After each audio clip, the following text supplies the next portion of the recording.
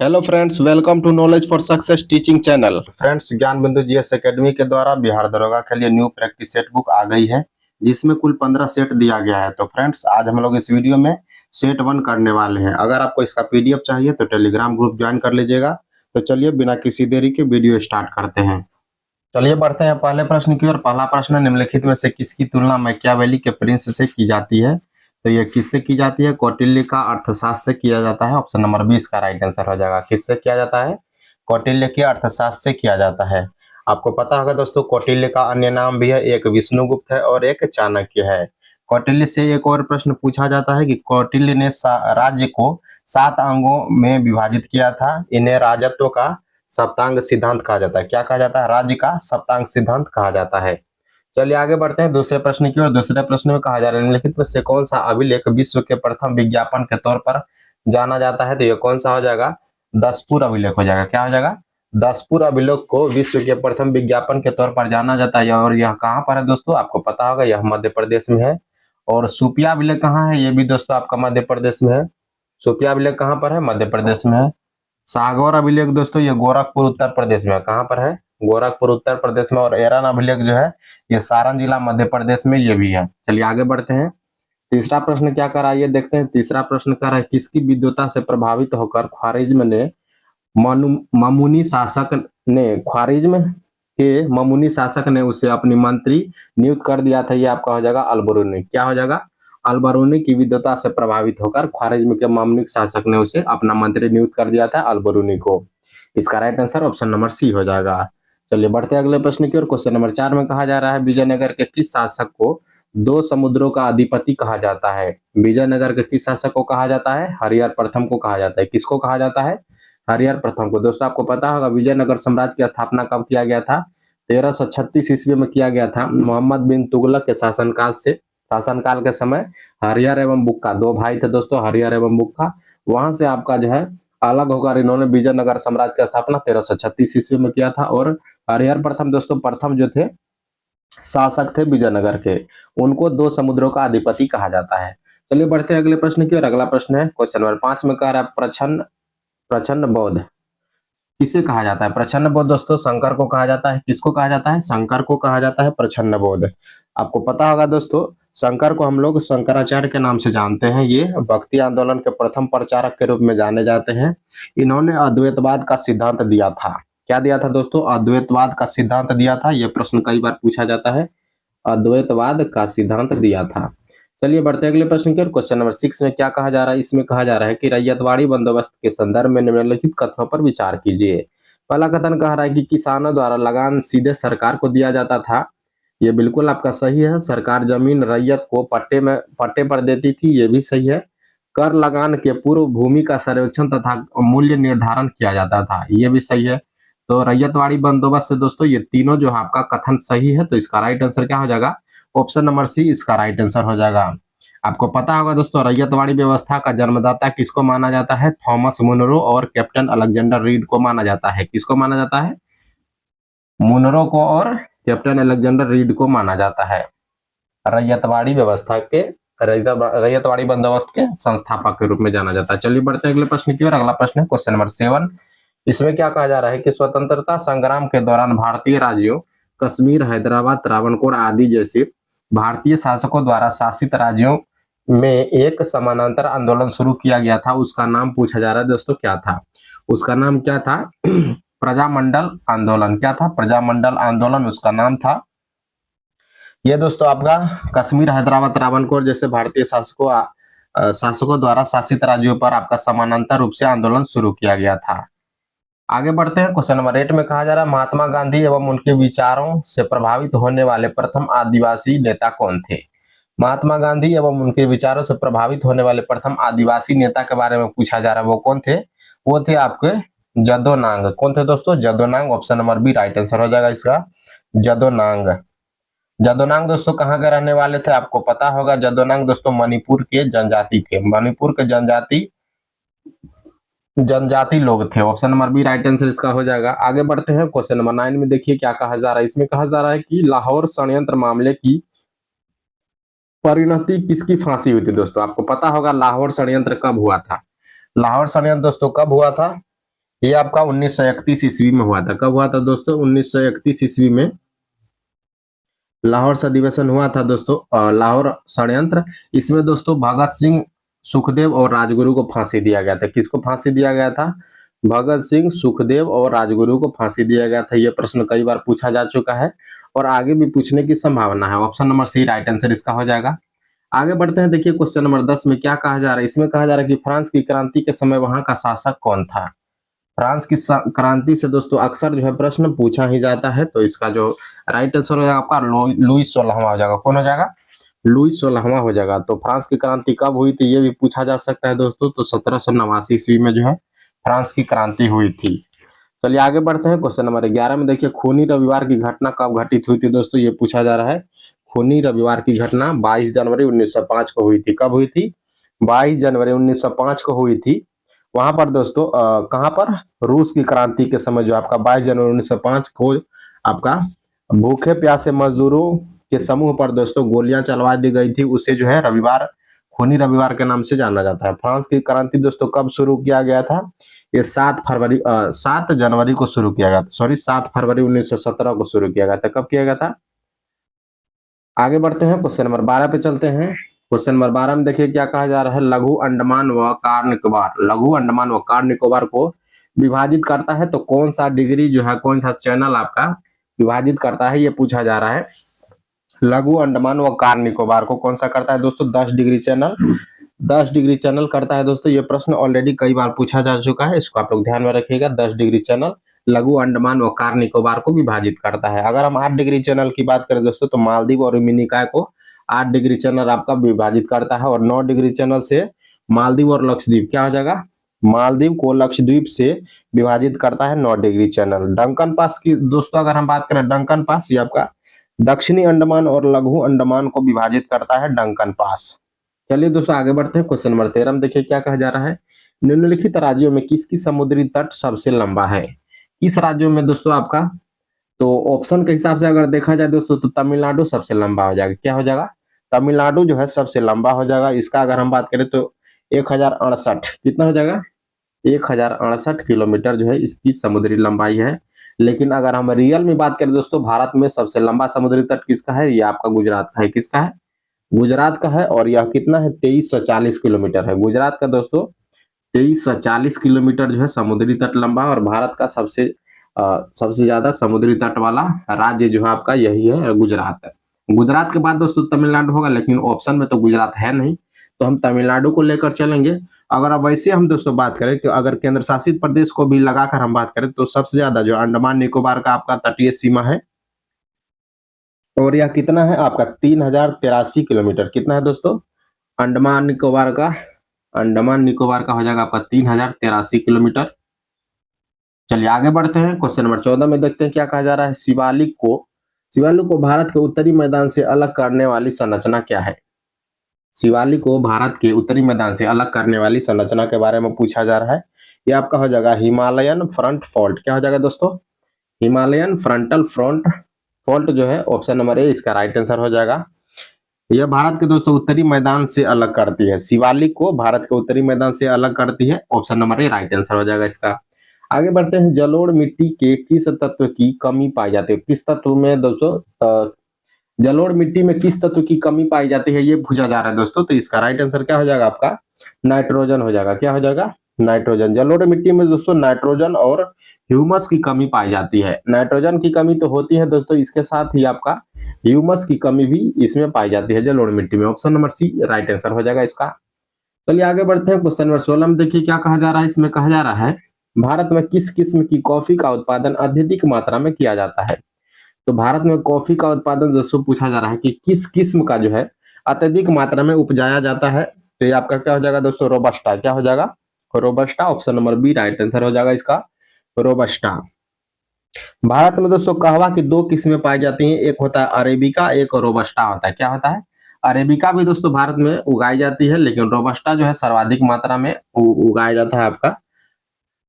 अगर दोस्तों हम बात करें सबसे ज्यादा कॉफी का उत्पादन कर्नाटक में किया जाता है। और कर्नाटक में बात करें तो बाबा बुदन की जो पहाड़ी है उस पर जो है सर्वाधिक आपका कॉफी का उत्पादन किया जाता है। चलिए बढ़ते हैं अगले प्रश्न की ओर। लोहरदगा किस खनिज के लिए प्रसिद्ध है? तो सबसे पहले तो आपको पता होना चाहिए दोस्तों कि लोहरदगा है कहाँ पर। तो लोहरदगा कहाँ पर है? ये आपका झारखंड में है। कहाँ पर है लोहरदगा? झारखंड में है। अब आपको बताना है कि लोहरदगा जो है किस खनिज के लिए वहां पर दोस्तों आपका पाया जाता है और प्रसिद्ध है। तो इसका राइट आंसर हो जाएगा आपका बॉक्साइट। बॉक्साइट क्या हो जाएगा?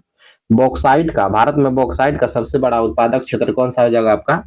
ये आपका हो जाएगा दोस्तों लोहरदगा, जो कि झारखंड में है। ऑप्शन नंबर बी इसका राइट आंसर हो जाएगा। चलिए बढ़ते हैं अगले प्रश्न की ओर। क्वेश्चन नंबर 18 में देखिए क्या कहा जा रहा है। कोचीन शिपयार्ड का निर्माण किस देश के सहयोग से हुआ है? तो कोचीन शिपयार्ड कहाँ है? सबसे पहले तो ये आपको पता होना चाहिए दोस्तों। तो कोची कहाँ में है? केरल में है। कहाँ पे दोस्तों? केरल में है। और इसका जो है इसका जापान के सहायता से हुआ था 1972 में। कब हुआ था दोस्तों? जापान के सहायता से इसका आपका उद्घाटन या फिर निर्माण हुआ था दोस्तों 1972 में हुआ था। कब हुआ था? 1972 में। इसका राइट आंसर क्या हो जाएगा? Option number D. आगे बढ़ते हैं। धर्म आधारित जनगणना 2011 के अनुसार निम्नलिखित में से किस धर्म वर्ग का लिंगानुपात सबसे कम है? तो पूछा जा रहा है दोस्तों 2011 में जो धर्म आधारित जनगणना हुआ था, इसमें सबसे कम लिंगानुपात वाला धर्म कौन सा है, ये पूछा जा रहा है। तो ये क्या हो जाएगा दोस्तों? हिंदू हो जाएगा। क्या हो जाएगा? हिंदू हो जाएगा। Option number A right answer इसका हो जाएगा। हिंदू धर्म का लिंगानुपात की बात करें दोस्तों तो आपका कितना है? 931 है। कितना है? 931 हिंदू धर्म का लिंगानुपात है। चलिए आगे बढ़ते हैं। क्वेश्चन नंबर 20 में देखते हैं। इसमें दोस्तों पूछा जा रहा है कि कौन सा युग्म सही सुमेलित नहीं है? तो सही सुमेलित कौन सा युग्म नहीं है, यही हमको पता करना है। आइए देखते हैं। पहला है आपका मेसेटा का पठार, स्पेन में है दोस्तों। मेसेटा का पठार ये आपका बिल्कुल सही है, स्पेन में है। चियापास का पठार मेक्सिको में है, बिल्कुल सही है। यूकॉन का पठार चीन में है। यूकॉन का पठार दोस्तों कहाँ पर है? अलास्का में है। ये चीन में नहीं है, अलास्का में है। अलास्का में है। तो ये आपका गलत हो गया दोस्तों। यूकॉन का पठार चीन में नहीं है, अलास्का में है। अलास्का कहाँ है? आपको पता होगा। अलास्का जो है यूएसए में है। कहाँ पर है? यूएसए में। आगे देखिए, किम्बरले का पठार ऑस्ट्रेलिया में, जो कि बिल्कुल सही है। तो इसमें कौन सा सुमेलित नहीं हो जाएगा? तो सुमेलित जो है सी ऑप्शन वाला, यूकॉन का पठार चीन में नहीं है, ये आपका अलास्का यूएसए में है। चलिए आगे बढ़ते हैं। क्वेश्चन नंबर 21 में देखिए, निम्नलिखित में से कौन पवनों द्वारा निर्मित स्थलाकृति नहीं है? तो इसमें भी पूछा जा रहा है कौन सा नहीं है दोस्तों, जो कि पवनों के द्वारा स्थलाकृति जो बनाई जाती है वो नहीं है। तो इसका राइट आंसर क्या हो जाएगा आपका? 21 का राइट आंसर हो जाएगा आपका मेहराब जो है दोस्तों। मेहराब पवनों द्वारा नहीं बल्कि सागरीय जल द्वारा निर्मित किया जाता है। किसके द्वारा निर्मित किया जाता है? सागरीय जल द्वारा जो है निर्मित किया जाता है मेहराब। बाकी आप देखिए आपका जो है जगयुगेन हो गया, यारडांग हो गया और गारा हो गया, ये सभी पवनों द्वारा निर्मित स्थलाकृति है, लेकिन मेहराब जो आपका सागरीय जल द्वारा बनाया जाता है। चलिए बढ़ते हैं अगले प्रश्न की ओर। अगला प्रश्न है 22 नंबर में देखिए क्या कहा जा रहा है। कुमारी नामक स्थानांतरणशील कृषि का संबंध किस क्षेत्र से है? कुमारी नामक स्थानांतरणशील कृषि का संबंध किस क्षेत्र से है दोस्तों? ये आपका हो जाएगा पश्चिमी घाट से। किससे है? पश्चिमी घाट से है। कुमारी नामक स्थानांतरित कृषि पश्चिमी घाट क्षेत्र में प्रचलित है। इसको दोस्तों स्थानांतरित कृषि को झूम कृषि के या फिर कर्तन एवं दहन कृषि के नाम से भी जाना जाता है। झूम कृषि हो गया, कर्तन एवं दहन कृषि हो गया, या फिर जो है स्थानांतरित कृषि हो गया, सबको जो है एक ही नाम से जाना जाता है। तो यह आपका पश्चिमी घाट में कुमारी नामक नाम से जाना जाता है। आगे बढ़ते हैं 23 में देखिए क्या कहा जा रहा है। निम्नलिखित में से कौन सी प्रशांत महासागर में बहने वाली ठंडी जलधारा है? तो प्रशांत महासागर में दोस्तों कई सारी ऐसी जलधाराएं हैं जो ठंडी जलधाराएं हैं, कुछ गर्म जलधाराएं भी हैं। तो इसमें से ठंडी पूछा जा रहा है, ठंडी जलधाराओं के बारे में पूछा जा रहा है। तो ये आपका हो जाएगा दोस्तों ओया सीवो का जलधारा। ओया सीवो का प्रशांत महासागर में जो जलधारा है आपका, ये ठंडी जलधारा है। ये दोस्तों बेरिंग जलडबरू मध्य से शुरू होकर आपका कमचटका प्रायद्वीप के पूर्वी तट के समीप जो आपका उत्तर से दक्षिण की ओर बहती है। इसे दोस्तों हम क्यूराइल जलधारा के नाम से भी जाने जाते हैं। आपको दोस्तों क्यूराइल की जलधारा पता होगा। क्यूराइल के जलधारा को ही ओया सीवो का जलधारा कहा जाता है, क्यूराइल। तो चलिए इसमें से जो है आपका गर्म जलधारा, बाकी आपका सब लेब्राडोर, केनारी और क्यूरोसिवो को जो है आपका, ये सभी जो आपका गर्म जलधारा है। लेकिन प्रशांत महासागर में बनने वाली क्यूराइल की जलधारा, जिसको हम ओया सीवो की जलधारा कहते हैं, ये आपका ठंडी जलधारा है। आगे बढ़ते हैं 24 नंबर में देखिए कहा जा रहा है कि भारत में वर्तमान में भारतीय संविधान में कितने मूल अधिकार दिए गए हैं दोस्तों? आपको पता होगा वर्तमान में जो है भारत में केवल 6 मूल अधिकार हैं। कितने मूल अधिकार हैं? 6 मूल अधिकार हैं। ऑप्शन नंबर सी इसका राइट आंसर हो जाएगा। 6 मूल अधिकार हैं। आइए एक बार जो हम 6 मूल अधिकारों को देखते हैं। इसके अधिकार की बात करें दोस्तों, कि आपका भाग 3 में दिया गया है। इसमें है आपका अधिकार, मूल अधिकार से संबंधित अनुच्छेद कौन सा है? अनुच्छेद आपका हो जाएगा, अनुच्छेद तो इसका हो जाएगा दोस्तों 12 से 35 तक, लेकिन अगर हम सिर्फ इसकी बात करें तो भाग कौन सा हो जाएगा? भाग 3 हो जाएगा। सबसे पहला आपका दोस्तों समता का अधिकार 14 से 18 में है। क्या है? समता का अधिकार 14 से 18 अनुच्छेद में दिया गया है। स्वतंत्रता का अधिकार जो है 1922 में दिया गया है। शोषण के विरुद्ध अधिकार 23 से 24 में दिया गया है। धर्म की स्वतंत्रता का अधिकार 25 से 28 अनुच्छेद में है। संस्कृति और शिक्षा संबंधी अधिकार 19 से 30 अनुच्छेद में है। 29 और 30 अनुच्छेद में है। संपत्ति का अधिकार दोस्तों इसको खत्म कर दिया गया है, जो कि 31वें अनुच्छेद में था। इसको खत्म कर दिया गया है दोस्तों। किस संविधान संशोधन के द्वारा खत्म किया गया है? 44वें संविधान संशोधन अधिनियम 1978 के द्वारा इसको हटा दिया गया है। और इसको दोस्तों अनुच्छेद 300 के क में कानूनी अधिकार के तहत रख दिया गया है। मूल अधिकार से हटाकर कानूनी अधिकार बना दिया गया है इसको। चलिए आगे बढ़ते हैं। आगे देखिए 25 नंबर प्रश्न में क्या कहा जा रहा है। इसमें 25 नंबर में देखिए, भारतीय संविधान के अनुसार सरकार का प्रमुख कौन होता है? भारतीय संविधान के अनुसार सरकार का प्रमुख कौन होता है दोस्तों? प्रधानमंत्री होता है। Option number B right answer हो जाएगा इसका। कौन होता है? प्रधानमंत्री होता है। वर्तमान में भारत के प्रधानमंत्री कौन है? आपको पता होगा, श्री नरेंद्र मोदी भारत के वर्तमान प्रधानमंत्री हैं। आगे बढ़ते हैं। 26 नंबर प्रश्न में देखिए, कहा जा रहा है कि राज्यसभा में प्रतिनिधित्व के लिए अमेरिका के समान प्रतिनिधित्व प्रणाली का प्रयोग तब होगा जब जनसंख्या के आधार पर राज्यसभा में प्रतिनिधित्व होगा। ये आपका हो जाएगा गलत, ये नहीं होगा दोस्तों। अधिक जनसंख्या वाले तथा कम जनसंख्या वाले राज्यों में राज्यसभा के प्रतिनिधित्व बराबर होगा। ये आपका जो बिल्कुल सही हो जाएगा इसका। Option number B right answer हो जाएगा इसका। आगे बढ़ते हैं। देखिए क्वेश्चन नंबर 27 में क्या कहा जा रहा है। इसमें कहा जा रहा है, स्वतंत्रता के पश्चात सर्वप्रथम किसकी सिफारिश पर प्राक्कलन समिति का गठन किया गया था? यह प्रश्न दोस्तों कई बार पूछा जा चुका है कि प्राक्कलन समिति का गठन जो है किस समिति के सिफारिश पर किया गया था। तो ये क्या हो जाएगा दोस्तों? ये हो जाएगा आपका जॉन मथाई समिति के आधार पर जो है 1950 ईस्वी में प्राक्कलन समिति का गठन किया गया था। कब किया गया था? ये आपका 1950 ईस्वी में प्राक्कलन समिति का गठन किया गया था जॉन मथाई समिति की सिफारिश पर। चलिए आगे बढ़ते हैं। 28 में देखिए, पिछड़ा वर्ग आयोग की स्थापना कब की गई थी? पिछड़ा वर्ग आयोग की स्थापना दोस्तों कब की गई थी? 1993 में की गई थी। कब की गई थी? 1993 में की गई थी। चलिए बढ़ते हैं अगले प्रश्न की ओर। क्वेश्चन नंबर 29 में देखिए, स्वतंत्र भारत के प्रथम खाद्य एवं कृषि मंत्री कौन थे? डॉक्टर राजेंद्र प्रसाद थे। कौन थे? डॉक्टर राजेंद्र प्रसाद से। शायद ही ये प्रश्न आपको पूछे, तो ये इतना इंपॉर्टेंट प्रश्न नहीं है। आइए दोस्तों बढ़ते हैं अगले प्रश्न की ओर। अगला प्रश्न क्वेश्चन नंबर 31। इसमें क्या कहा जा रहा है? इसमें सुमेलित करने के लिए कहा जा रहा है। अनुच्छेद 40 का संबंध किससे? आपको पता होगा, ये आपका ग्राम पंचायतों के संगठन से है।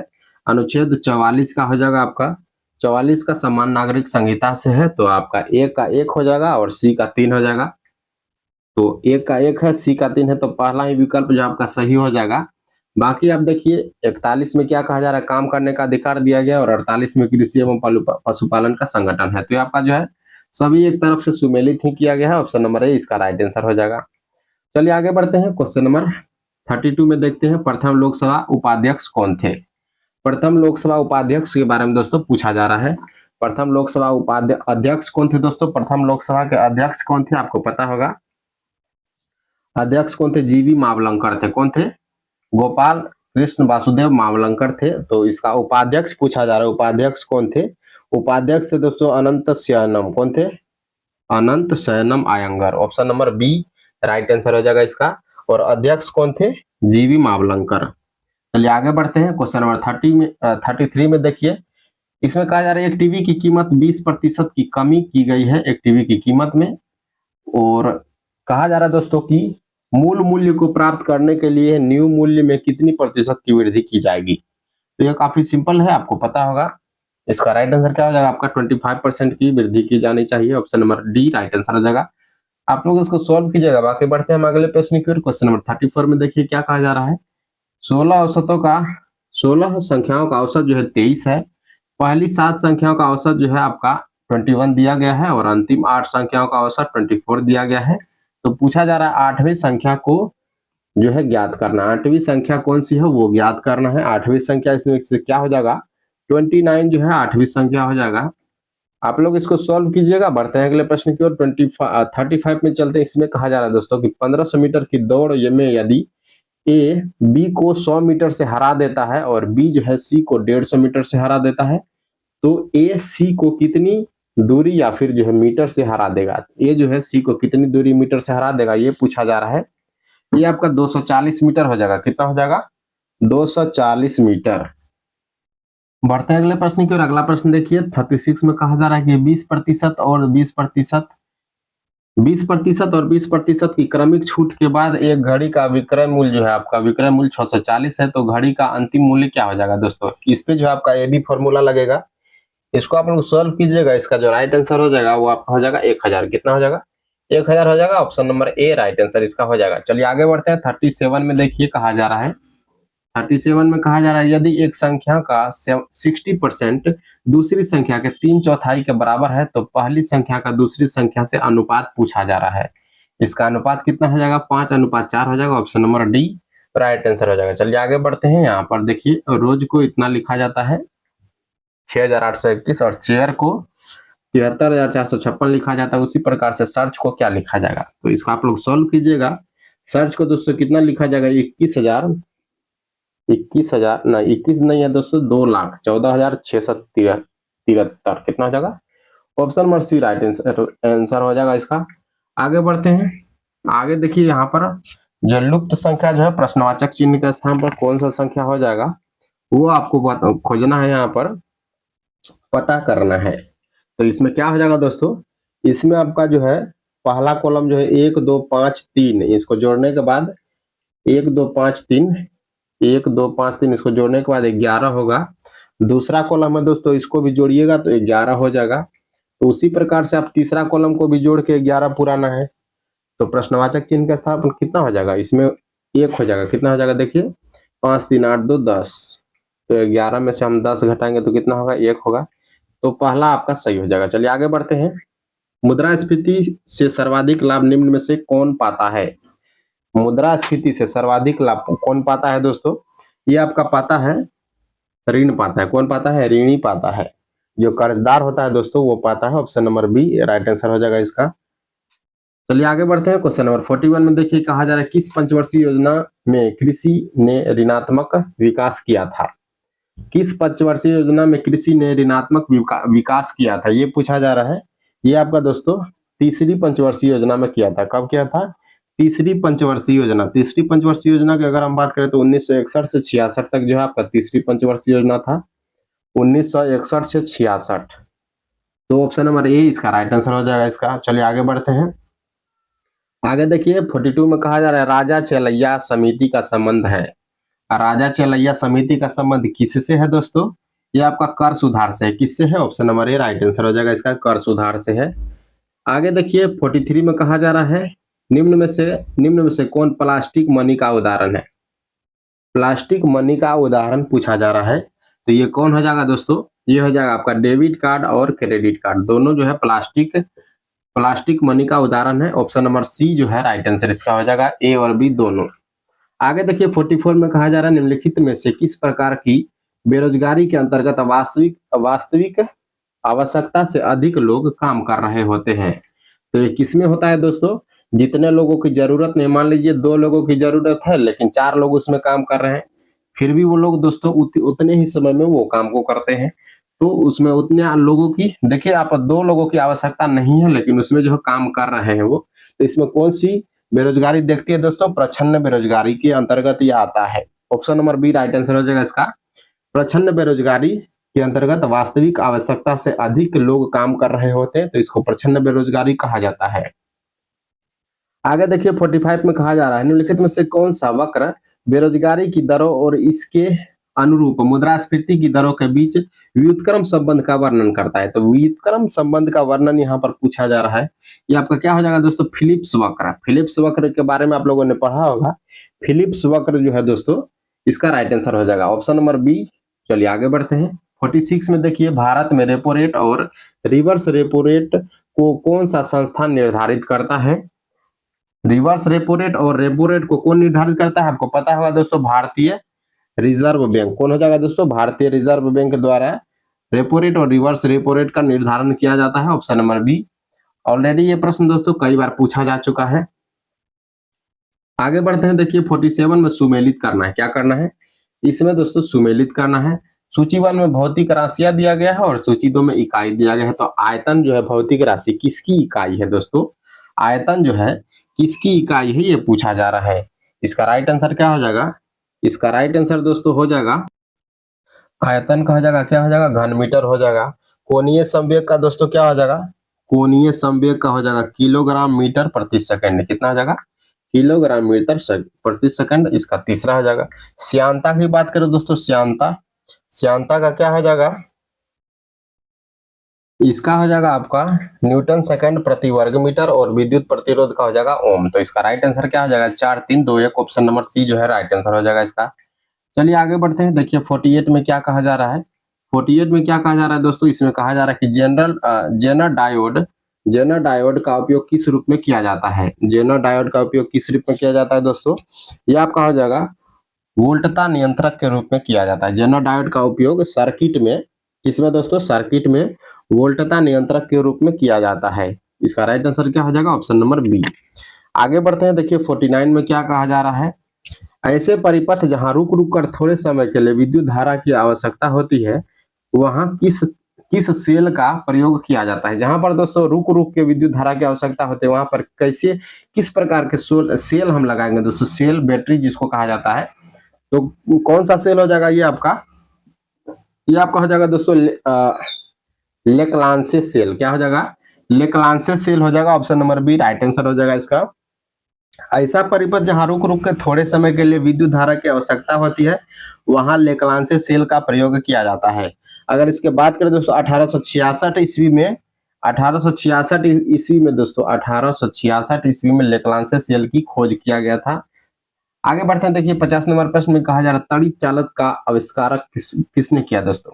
तड़ित चालक का आविष्कार किसने किया? इसका आविष्कार किसने किया था दोस्तों?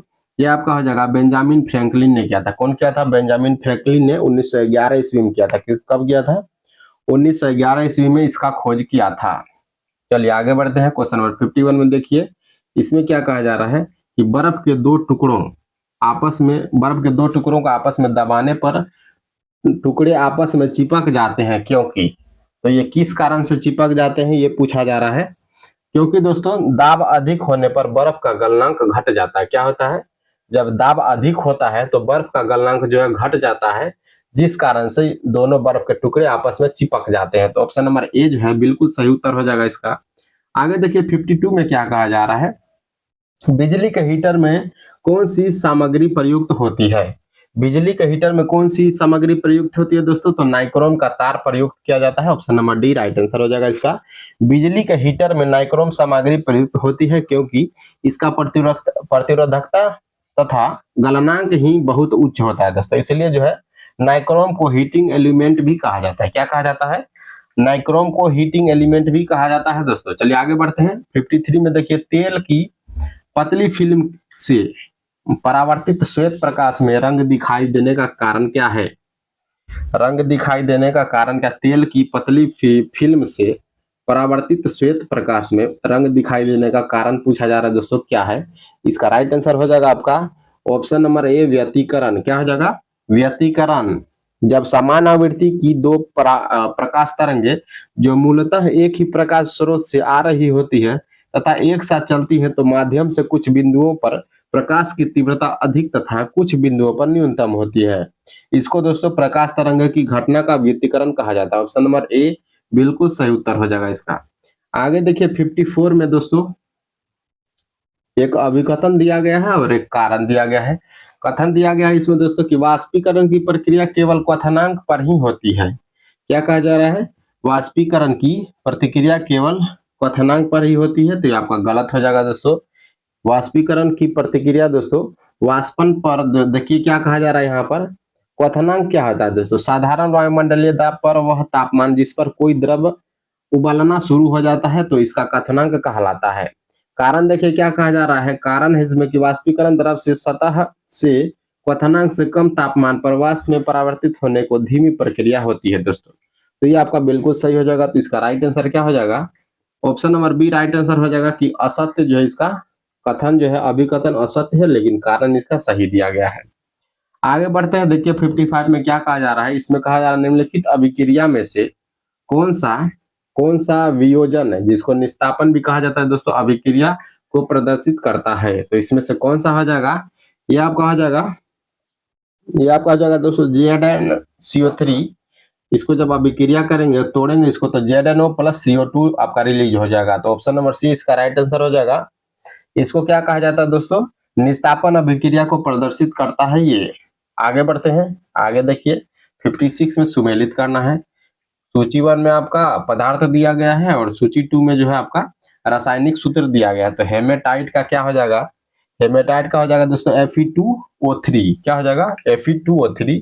तो इसका दूसरा हो जाएगा। मैग्नेटाइट का क्या हो जाएगा, Fe3O4। Fe3O4 इसका 4 हो जाएगा। और कैल्साइट का क्या होता है दोस्तों, कैल्साइट का होता है CaCO3। क्या होता है, CaCO3। सीडेराइट का क्या हो जाएगा, FeCO3। तो इसका जो सही उत्तर हो जाएगा option number B 2 4 1 3। Option number B right answer हो जाएगा इसका। आगे बढ़ते हैं, देखिए 57 में कहा जा रहा है निम्नलिखित में से कौन सा अम्ल पौधों व जंतुओं से प्राप्त किया जाता है जो पर्यावरण में मौजूद होते हैं। तो ये कौन सा अम्ल हो जाएगा, ये पूछा जा रहा है। ये आपका हो जाएगा दोस्तों लैक्टिक अम्ल। क्या हो जाएगा, लैक्टिक अम्ल। आगे बढ़ते हैं, देखिए लैक्टिक अम्ल की बात करें दोस्तों तो लैक्टिक अम्ल जो है ये पौधों व जंतुओं से प्राप्त किए जाते हैं और पर्यावरण में पाए भी जाते हैं। अगर हम दोस्तों बात करें कि पौधों और जंतुओं से प्राप्त किए जाने वाले अम्ल कौन कौन से, तो ऑक्जेलिक अम्ल हो जाएगा आपका, लैक्टिक अम्ल है, यूरिक अम्ल है और एसिटिक अम्ल है। चलिए आगे बढ़ते हैं, आगे देखिए 58 में कहा जा रहा है कि विलयन के कणों को अलग अलग करने के लिए निम्नलिखित में से किस विधि का उपयोग नहीं किया जा सकता है।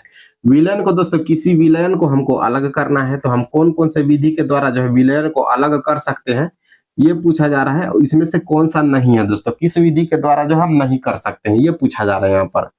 तो ये दोस्तों आपका हो जाएगा वाष्पीकरण के द्वारा किया जा सकता है, क्रिस्टलीकरण के द्वारा किया जा सकता है, आसवन विधि के द्वारा भी किया जा सकता है, लेकिन छानना के द्वारा नहीं किया जा सकता है। अगर मान लीजिए आपका चीनी और नमक एक में घुला हुआ है तो हम छान के कैसे इसको करेंगे अलग अलग, ये तो छानना यहाँ पर क्या हो जाएगा आपका, गलत हो जाएगा। आगे देखिए, आगे बढ़ते हैं 59 में क्या कहा रहा है, डीकन प्रक्रम द्वारा क्लोरीन गैस के उत्पादन में निम्नलिखित में से कौन सा उत्प्रेरक उपयोग किया जाता है। तो इसमें दोस्तों डीकन प्रक्रम द्वारा क्लोरीन गैस के उत्पादन में कौन सा उत्प्रेरक जो है प्रयोग किया जाता है, ये आपका हो जाएगा दोस्तों क्यूप्रिक क्लोराइड। क्या हो जाएगा, cupric chloride. Option number B right answer हो जाएगा इसका, क्यूप्रिक क्लोराइड। चलिए आगे बढ़ते हैं 60 में देखिए क्या कहा जा रहा है, वे पदार्थ जो द्रवित अवस्था में या जलीय विलयन में विद्युत का संचालन करते हैं उसको क्या कहा जाता है दोस्तों, ये पूछा जा रहा है। वे पदार्थ जो द्रवित अवस्था में या जलीय विलयन में विद्युत का संचालन करते हैं क्या कहलाते हैं। तो इसका राइट आंसर हो जाएगा आपका विद्युत अपघट्य कहलाते हैं। क्या कहलाते हैं, विद्युत अपघट्य कहलाते हैं। विद्युत अपघट्य किसको कहा जाता है दोस्तों, वे पदार्थ होते हैं जब पिघली हुई अवस्था जिसको द्रवित अवस्था कहते हैं या फिर पानी में घोले हुए होते हैं जिसको विलयन कहा जाता है, तो वे आयनों में टूट जाते हैं। ये मुक्त आयन विद्युत धारा का संचालन करते हैं। जैसे कि आप बात कर सकते हैं NaCl में देखिए पानी में घुलने के बाद जो है आपका सोडियम जो है ये पॉजिटिव और आपका क्लोरीन जो है ये नेगेटिव आयन में टूट जाता है, जिससे कि आपका विलयन विद्युत का सुचालक बन जाता है। चलिए आगे बढ़ते हैं 61 में देखिए 61 में कहा जा रहा है पुष्पीय पौधों का अध्ययन किस शाखा में करते हैं। पुष्पीय पौधों का अध्ययन किस शाखा में करते हैं फ्रेंड्स, इसका राइट आंसर क्या हो जाएगा आपका फेनोरोगेम्स। क्या हो जाएगा, phanerogams. Option number B right answer हो जाएगा इसका। फेनोरोगेम्स दोस्तों क्या होता है, फेनोरोगेम्स में ऐसे पौधे शामिल होते हैं जिसमें फूल फल और बीज होते हैं, उसको फेनोरोगेम्स कहा जाता है। क्या कहा जाता है, फेनोरोगेम्स कहा जाता है। चलिए आगे बढ़ते हैं 62 में देखिए कहा जा रहा है पादप कोशिकाएं जंतु कोशिकाओं से किसकी अनुपस्थिति के कारण भिन्न होती है। पादप कोशिकाएं जंतु कोशिकाओं से किसकी अनुपस्थिति के कारण भिन्न होती है दोस्तों, ये पूछा जा रहा है। तो इसका राइट आंसर क्या हो जाएगा, इसका हो जाएगा दोस्तों तारा केंद्र, जिसको सेंट्रियोल कहा जाता है। क्या कहा जाता है? सेंट्रियोल की उपस्थिति के कारण जो दोस्तों पादप कोशिकाएं जंतु कोशिकाओं की अनुपस्थिति के कारण आपका भिन्न होता है। तो किसके कारण? सेंट्रियोल की अनुपस्थिति के कारण। आगे बढ़ते हैं 63 में देखिए पूछा जा रहा है कौन सा जोड़ा जो है गलत है। आम का अष्टिफल, आम का क्या हो जाएगा दोस्तों? आम का अष्टिफल कहा जा रहा है, जो कि बिल्कुल सही है, बिल्कुल सही है। अमरूद का सरस फल, अमरूद का सरस फल, ये भी आपका दोस्तों सही है।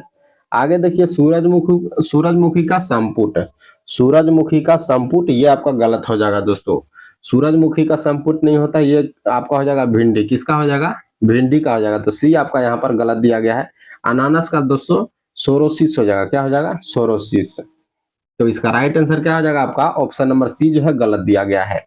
आगे बढ़ते हैं 64 में देखिए अधिकांश कीट श्वसन कैसे करते हैं। तो कीटों के श्वसन करने की दोस्तों प्रक्रिया के बारे में पूछा जा रहा है कि अधिकांश कीट जो है वो कैसे श्वसन करते हैं। ये आपका हो जाएगा दोस्तों वातक तंत्र से श्वसन करते हैं। Option number D right answer हो जाएगा इसका। अधिकांश कीट वातक तंत्र, जिसको दोस्तों ट्रैकियल सिस्टम कहते हैं, ट्रैकियल सिस्टम द्वारा श्वसन करते हैं। यह एक नेटवर्क है जिसमें नलिकाएं जो दोस्तों नलिकाएं जिसको ट्रैकिया कहा जाता है और छोटे छिद्र जिसको एस्पायरल्स कहते हैं इसमें शामिल होते हैं, जो कीट के शरीर के किनारों पर स्थित होते हैं। मेढक की बात करें दोस्तों तो मेढक जो आपका फेफड़ा से सांस लेता है, फेफड़ा का उदाहरण क्या हो जाएगा? मेढक हो जाएगा। मनुष्य भी हो जाएगा। नम त्वचा से दोस्तों केचुआ, किससे? त्वचा से आपका केचुआ सांस लेता है। और आगे देखते हैं कोलोम का क्या हो जाएगा आपका? कोलोम प्रणाली किसमें होती है? मछली में होती है। चलिए बढ़ते हैं 65 में विटामिन होते हैं। तो विटामिन के बारे में पूछा जा रहा है दोस्तों। विटामिन क्या होते हैं?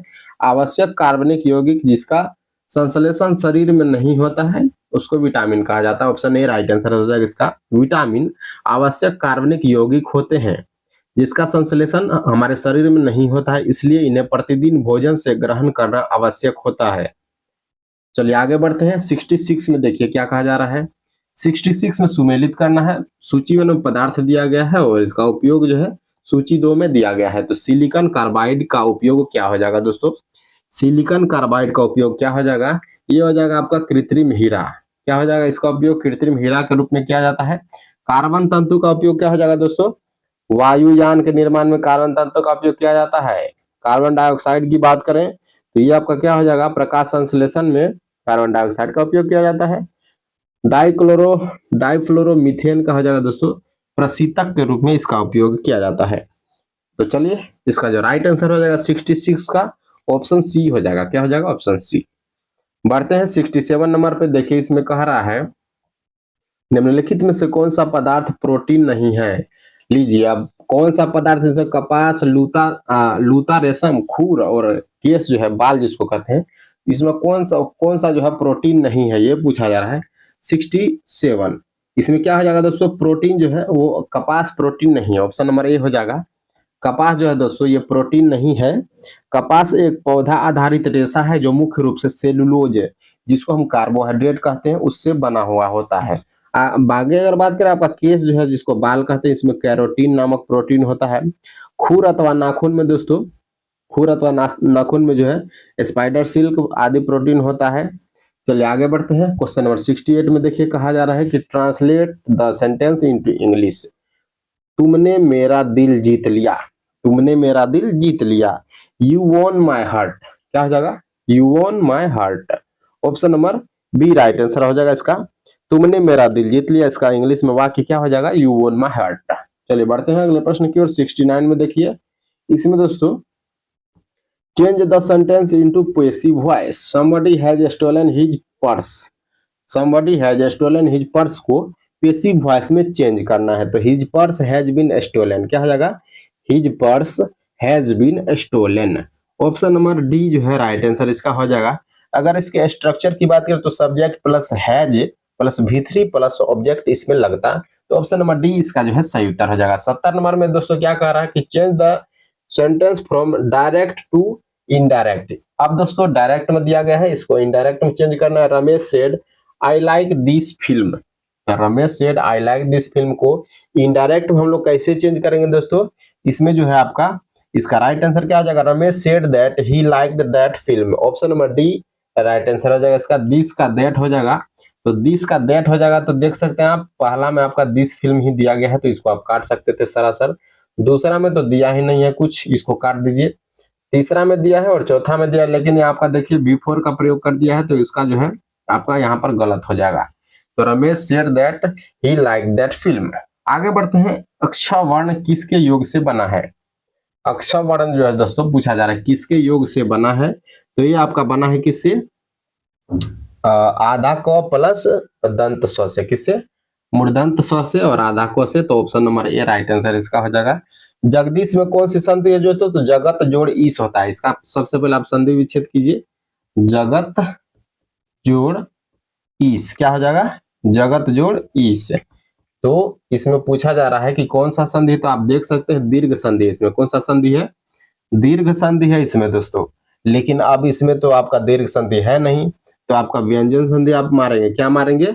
व्यंजन संधि मारेंगे। Option number B right answer हो जाएगा इसका। आगे बढ़ते हैं 73 में। देखिए ओलंपिक खेलों में भाग लेने वाली प्रथम भारतीय महिला कौन खिलाड़ी थी दोस्तों? ओलंपिक खेलों में भाग लेने वाली प्रथम भारतीय महिला खिलाड़ी कौन थी? ये थी दोस्तों आपका, ये थी मैरी लीला राव। कौन थी? Mary Leela Rao. Option number D right answer इसका हो जाएगा। इन्होंने दोस्तों 1956 में जो है आपका ओलंपिक में 100 मीटर स्प्रिंट दौड़ में भाग लिया था। किसमें भाग लिया था? 100 मीटर में। और 1956 ओलंपिक में भाग लिया था। कब लिया था? 1956 में भाग लिया था। चलिए आगे बढ़ते हैं। देखिए 74 में कहा जा रहा है, 74 में कहा जा रहा है दोस्तों कि एरोफ्लोट एयरलाइंस विमान सेवा किस देश का है? एरोफ्लोट एयरलाइंस विमान सेवा किस देश का है दोस्तों, ये पूछा जा रहा है। Question number 74। इसका राइट आंसर क्या हो जाएगा? आपका हो जाएगा रूस। क्या हो जाएगा? रूस हो जाएगा इसका नाम। इसका स्थापना की बात करें दोस्तों 3 फरवरी 1923 को इसका स्थापना किया गया था। चलिए आगे बढ़ते हैं 75 में। देखिए द हिंदू समाचार पत्र जो है दोस्तों, इसका प्रकाशन स्थल कहाँ पे है और यह किसके द्वारा प्रकाशित किया गया? इससे दोस्तों कई बार यह प्रश्न पूछा भी जा चुका है, द हिंदू से रिलेटेड प्रश्न। यह आपका चेन्नई भारत में है दोस्तों। इसका प्रकाशन स्थल क्या है? चेन्नई भारत में है। और किसने प्रकाशित किया था दोस्तों? ये किसने प्रकाशित किया था? ये दोस्तों जी सुब्रमण्यम अय्यर के द्वारा किया गया था। किसके द्वारा? जी सुब्रमण्यम अय्यर के द्वारा यह प्रकाशित किया गया था। आगे बढ़ते हैं हम लोग 76 में कह रहा है दोस्तों दरभंगा किस नदी के किनारे अवस्थित है? तो दरभंगा से पूछा जा रहा है दोस्तों, दरभंगा किस नदी के किनारे अवस्थित है? इसका राइट आंसर हो जाएगा आपका बागमती नदी के किनारे। क्या हो जाएगा? कमला एवं बागमती नदी के किनारे। तो option number D right answer इसका हो जाएगा। दरभंगा कमला एवं बागमती नदी के किनारे अवस्थित है। Option number D right answer हो जाएगा दोस्तों। आगे बढ़ते हैं 77 में। देखिए बिहार का अक्षांशीय विस्तार पूछा जा रहा है। ये प्रश्न कई बार पूछा जा चुका है और ये आपको पता भी होना चाहिए दोस्तों कि बिहार का अक्षांशीय विस्तार जो है उत्तरी अक्षांश में 24 डिग्री 20 मिनट 10 सेकंड से 27 डिग्री 31 मिनट 15 सेकंड है।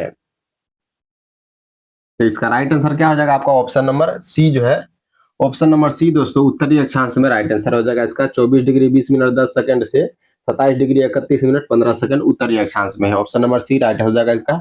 अगर इसका बिहार का देशांतरीय अगर हम विस्तार देखें दोस्तों, देशांतरीय विस्तार, तो इसका देशांतरीय विस्तार है 23 डिग्री 19 मिनट 50 सेकंड से 88 डिग्री 17 मिनट 40 सेकंड पूर्वी देशांतर है। और बिहार जो है दोस्तों कर्क रेखा के उत्तर में स्थित है। बिहार की लंबाई अगर बात करें दोस्तों तो पूरब से पश्चिम की ओर 483 किलोमीटर है और इसका दक्षिण से उत्तर से दक्षिण की ओर चौड़ाई जो है 345 किलोमीटर है और इसका आकार जो है सामान्यतः आयताकार है। आगे बढ़ते हैं। आप देखिए 78 में बिहार में अंग्रेजों को अपनी व्यापारिक केंद्र स्थापित करने में वास्तविक सफलता कब मिली थी? ये पूछा जा रहा है दोस्तों, बिहार में अंग्रेजों को अपनी व्यापारिक केंद्र स्थापित करने में वास्तविक सफलता कब मिली थी? इसका राइट आंसर क्या हो जाएगा दोस्तों? 1651 ईस्वी में मिली थी। कब मिली थी? अंग्रेजों ने 1620 ईस्वी में बिहार में पटना में आपका जो आलमगंज है वहां पर सर्वप्रथम अपनी व्यापारिक केंद्र स्थापित करने का प्रयास किया था, लेकिन वो असफल रहे थे। बाद में उन्हें 1651 ईस्वी में जो है सफलता मिली। कब मिली? 1651 ईस्वी में। 1651 ईस्वी में दोस्तों अंग्रेजों ने पटना में अपनी फैक्ट्री जो है 1651 ईस्वी में मुगल शासक शाहजहां के शासनकाल में स्थापित किया था। उस समय जो है भारत पर शाहजहां का शासनकाल चल रहा था। आगे बढ़ते हैं दोस्तों। 79 में देखिए क्या कह रहा है, पटना विश्वविद्यालय की स्थापना 1916 ईस्वी में की गई थी, आपको पता होगा। पटना विश्वविद्यालय की स्थापना 1 अक्टूबर 1917, माफी चाहते हैं फ्रेंड्स, आपका जो है 1916 में क्या किया गया था, 1916 में आपका पटना हाईकोर्ट का स्थापना किया गया था। क्या किया गया था? पटना हाईकोर्ट का स्थापना किया गया था। 1917 में आपका जो है पटना विश्वविद्यालय का स्थापना किया गया था। पटना में जो है दोस्तों, पटना में आईआईटी जो है आपका, उसका स्थापना 2008 में किया गया था।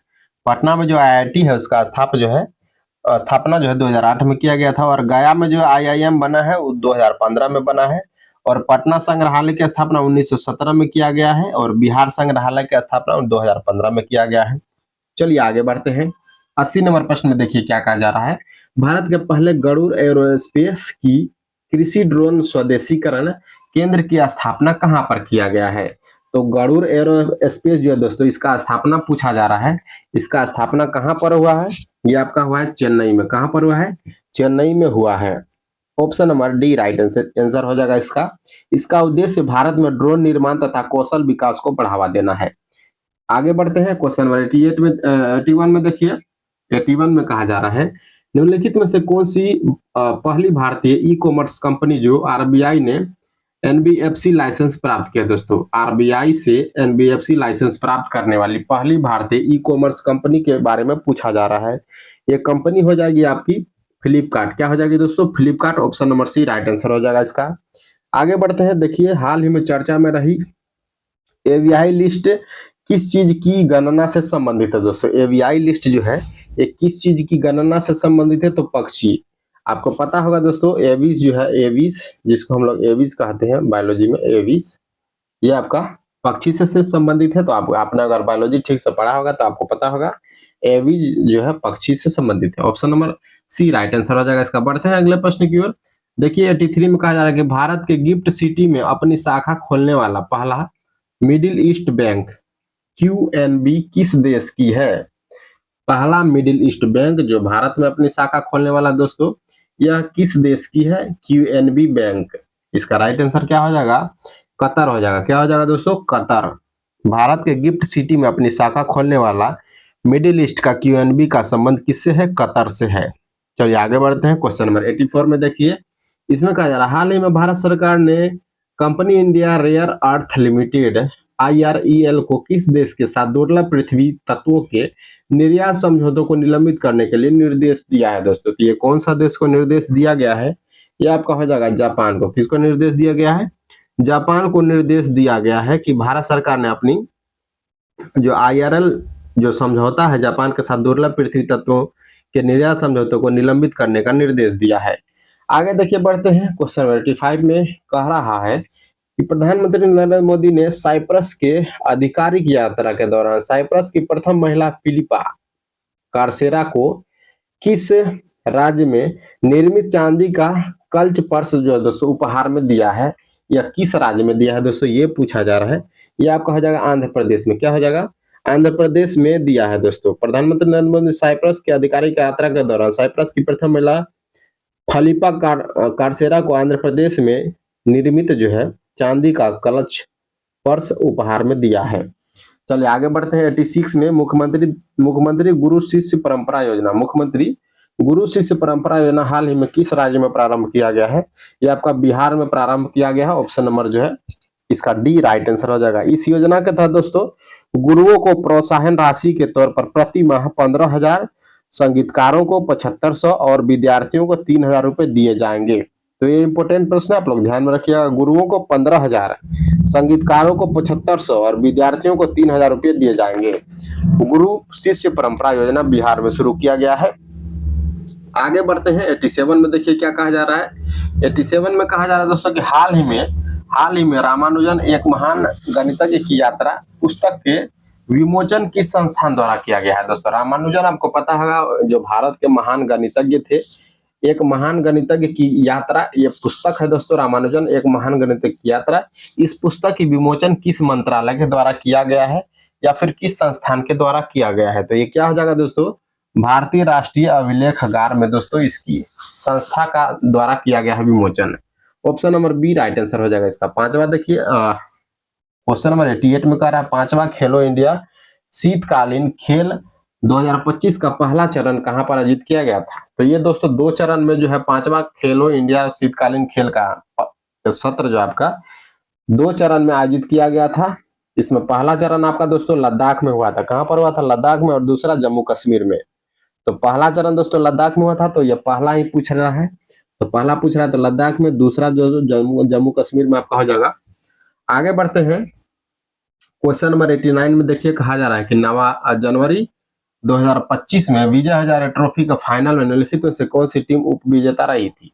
तो विजय हजारे ट्रॉफी से संबंधित यहाँ पर प्रश्न आया है दोस्तों। खेल से संबंधित प्रश्न है, क्रिकेट से संबंधित प्रश्न है। जनवरी 2025 में विजय हजारे ट्रॉफी के फाइनल में विदर्भा का टीम उप विजेता रही थी। कौन सी टीम उप विजेता रही थी? विदर्भा टीम उप विजेता रही थी। और इसमें जीता कौन था दोस्तों? फाइनल मुकाबला का आयोजन बड़ोदरा गुजरात में किया था। विजेता इसमें कर्नाटक रहा था। कौन रहा था? कर्नाटक विजेता रहा था। और विदर्भा जो है दोस्तों ये आपका उप विजेता रहा था। आगे बढ़ते हैं, देखिए 90 नंबर में कह रहा है कि हाल ही में निधन हुए अयोध्या में श्री राम जन्मभूमि के मुख्य पुजारी निम्नलिखित में से कौन थे। तो श्री राम जन्मभूमि के जो मुख्य पुजारी थे दोस्तों उनका निधन हो गया है। उनका नाम पूछा जा रहा है दोस्तों। ये कौन थे? आचार्य सत्येंद्र दास। कौन से? Option number C right answer हो जाएगा इसका। 12 फरवरी 2025 को इनका निधन हो गया था। चलिए बढ़ते अगले प्रश्न की ओर। 91 में देखिए क्या कहा जा रहा है कि हाल ही में किसे राष्ट्रीय सुरक्षा सलाहकार बोर्ड के अध्यक्ष के रूप में नियुक्त किया गया है। तो ये प्रश्न काफी इंपॉर्टेंट प्रश्न है दोस्तों। आप लोग इसको वीवीआई लगाकर चलिए और इसको जो ध्यान में रखिएगा कि ये राष्ट्रीय सलाहकार समिति बोर्ड के अध्यक्ष कौन है। ये कौन है दोस्तों? Option number A right answer हो जाएगा इसका। कौन है दोस्तों? आलोक जोशी। कौन है? आलोक जोशी वर्तमान में जो है राष्ट्रीय सलाहकार सुरक्षा परिषद के अध्यक्ष हैं। चलिए आगे बढ़ते हैं। 92 में देखिए कहा जा रहा है कि हाल ही में कृत्रिम चट्टान परियोजना का शुभारंभ किया गया है दोस्तों। किसके द्वारा, किस प्रयोजन के द्वारा जो है शुरू किया गया है? ये हो जाएगा दोस्तों मछली उत्पादन को बढ़ावा देने के लिए जो है शुरू किया गया है। इसके लिए मछली उत्पादन को बढ़ावा देने के लिए कृत्रिम चट्टान परियोजना जो है शुरू किया गया है। चलिए आगे बढ़ते हैं। 93 में देखिए क्या कहा जा रहा है। 93 में कहा जा रहा है कि हाल ही में QS world university ranking sustainability 2025 में भारत का शीर्ष विश्वविद्यालय कौन सा रहा है। तो ये आपका हो जाएगा दोस्तों आईआईटी दिल्ली। कौन सा रहा है? आईआईटी दिल्ली जो है भारत का शीर्ष स्थान पे रहा है। आगे बढ़ते हैं। हाल ही में राष्ट्रीय अंतरिक्ष दिवस को मनाने की घोषणा की गई है। तो हाल ही में अंतरिक्ष दिवस आपका 23 अगस्त को, कब? 23 अगस्त को मनाने की घोषणा किया गया। आपको पता होगा दोस्तों कि चंद्रयान 3 जो है चंद्रमा की दक्षिणी ध्रुव पर सफल लैंडिंग के लिए जो है आपका प्रधानमंत्री नरेंद्र मोदी के द्वारा 23 अगस्त को यह मनाया गया था। आगे बढ़ते हैं। 95 में कहा जा रहा है दुनिया के पहले कार्बन न्यूट्रल बेबी बनने की बच्ची का नाम क्या है दोस्तों? पहले कार्बन न्यूट्रल बेबी बनने वाली बच्ची का नाम पूछा जा रहा है। यह हो जाएगा दोस्तों आदवी। क्या हो जाएगा? आदवी इसका नाम है। आदवी तमिलनाडु राज्य से संबंधित है। किससे संबंधित है? तमिलनाडु राज्य से संबंधित है। 96 में देखिए कहा जा रहा है कि हाल ही में विश्व पशु स्वास्थ्य संगठन ने विश्व के पशु स्वास्थ्य की कौन सी स्थिति रिपोर्ट जारी की है दोस्तों। तो ये आपका हो जाएगा क्वेश्चन नंबर 96 का उत्तर हो जाएगा पहली रिपोर्ट जारी की है 23 मई 2025 को। विश्व पशु स्वास्थ्य संगठन ने अपनी पहली विश्व पशु स्वास्थ्य रिपोर्ट जारी किया गया है इसके द्वारा। इसमें कहा जा रहा है दोस्तों इस रिपोर्ट के अनुसार 47% संक्रामक पशु रोगों में जूनोटिक क्षमता दोस्तों होती है, अर्थात जो मनुष्यों में फैल सकते हैं। आगे बढ़ते हैं। 97 में दोस्तों कह रहा है कि हाल ही में पूरी ओडिशा में भव्य मंदिर से प्रेरित होकर निम्न में से किस राज्य में जगन्नाथ धाम मंदिर का निर्माण किया गया है। जगन्नाथ धाम मंदिर का निर्माण उड़ीसा से प्रेरित होकर दोस्तों किस राज्य में किया गया है। यह आपका हो जाएगा पश्चिम बंगाल में किया गया है। Option number C right answer हो जाएगा इसका। चलिए बढ़ते हैं अगले प्रश्न की ओर। 98 नंबर में कह रहा है हाल ही में चर्चा में रहे हरा सोना नाम की किस्म है दोस्तों। हरा सोना दोस्तों किस नाम की किस्म है, किस फसल की किस्म है हरा सोना। ये आपका हो जाएगा दोस्तों बांस की। क्या हो जाएगा? बांस की हरा सोना किस्म है। Option number D right answer हो जाएगा इसका। अगले प्रश्न की ओर बढ़ते हैं। हाल ही में बिहार के किस खिलाड़ी ने खेलो इंडिया यूथ गेम्स 2025 में 2000 मीटर स्पीच इसका राइट आंसर क्या हो जाएगा? खुशी यादव। और खुशी यादव कहाँ की रहने वाली है? ये दोस्तों भागलपुर की रहने वाली है।